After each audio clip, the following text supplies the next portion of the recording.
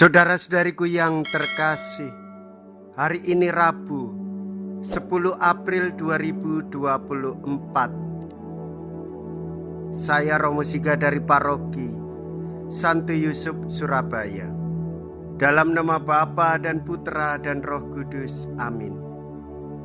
Allah mengutus anaknya untuk menyelamatkan dunia.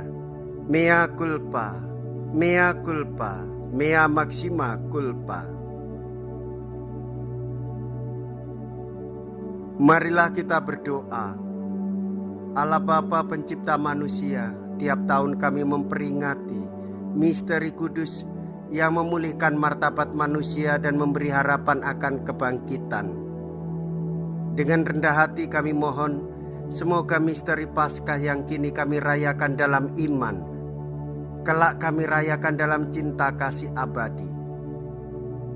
Dengan pengantaraan Yesus Kristus Putramu, Tuhan kami, yang hidup dan berkuasa bersama dengan Dikau dalam persatuan Roh Kudus, Allah sepanjang segala masa.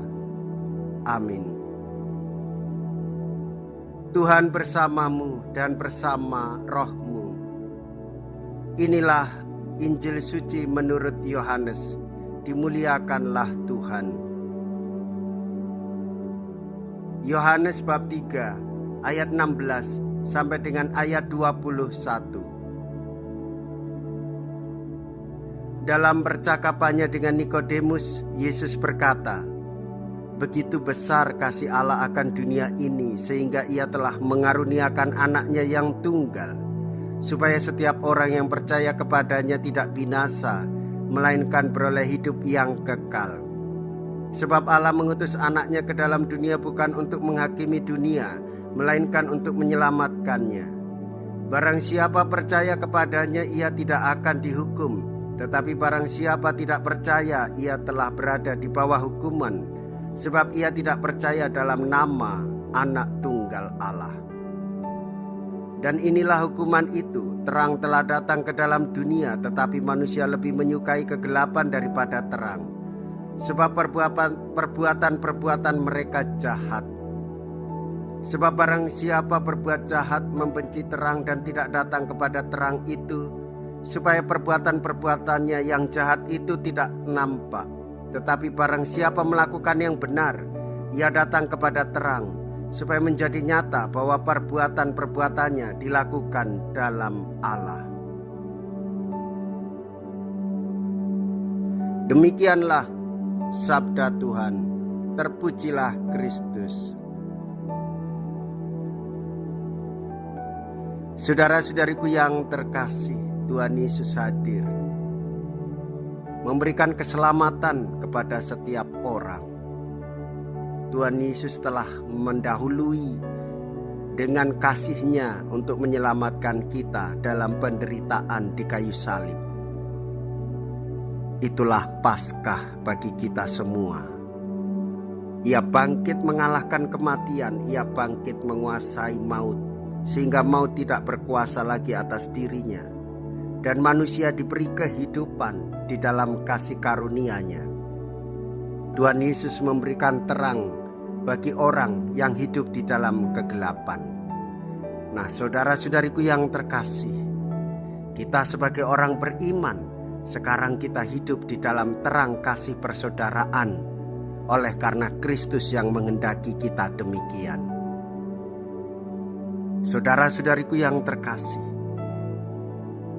dalam teladan orang suci mengikuti kehendak Allah, kita bisa belajar pula dari pengalaman Bapak Suci Fransiskus yang menuliskan tentang Santo Yosef dalam surat apostolik tentang Patris Corde, hati seorang bapa. Santo Yosef melihat Yesus bertumbuh dari hari ke hari, bertambah hikmahnya dan besarnya, dan makin dikasihi oleh Allah dan manusia. Seperti dilakukan Tuhan kepada Israel, demikian juga Yosef mengajarnya berjalan dengan memegangnya dengan tangannya. Baginya, ia seperti seorang ayah yang mengangkat seorang anak ke pipinya dengan membungkuk kepadanya untuk memberinya makan. Saudara-saudariku yang terkasih, pengalaman Paskah, pengalaman kebangkitan, pengalaman mengikuti teladan orang suci sebagai seorang bapa, seperti Bapak Yosef berada bersama dengan Tuhan Yesus, maka kita pun hendaklah memiliki daya semangat hidup di dalam terang kasih Tuhan, menjadi bapa bagi orang lain, melindungi, merawat. Dan itulah gambaran dari Allah yang melindungi, merawat, dan menyelamatkan kita semua. Marilah kita berdoa. Allah Bapa sumber cahaya iman, ajarilah kami menyayangi cahaya yang Kau sinarkan dalam hidup kami dengan perantaraan Yesus Putra-Mu. Semoga segala yang kami lakukan terlaksana di hadapan-Mu menurut teladan Kristus Putra-Mu, Tuhan dan pengantara kami. Amin. Tuhan beserta kita sekarang dan selama-lamanya. Semoga Allah yang Maha Kuasa memberkati saudara sekalian, Bapa dan Putra dan Roh Kudus. Amin. Saudara-saudariku yang terkasih, pergilah, ibadah sabda sudah selesai. Haleluya, haleluya. Syukur kepada Allah. Haleluya, haleluya.